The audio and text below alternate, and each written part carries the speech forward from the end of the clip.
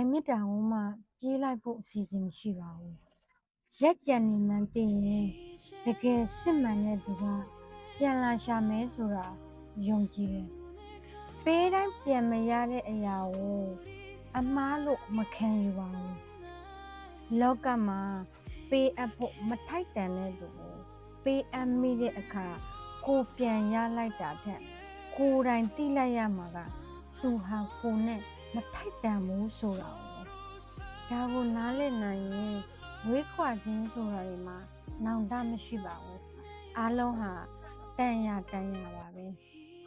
မာနလို့မဟုတ်ပေမဲ့မလိုအပ်တဲ့ယုံဝန်းတွေကိုတော့မသွားမိအောင်ကြိုးစားဖို့လိုတယ်တချို့ကကိုယ့်ရဲ့အားနည်းချက်ကိုသိလိုက်ရတဲ့အခါမျိုးမှာနာဖိတတ်ကြတာမျိုးပါဥပမာသူကကိုယ့်အတွက်အရေးပါမှန်းသိလေ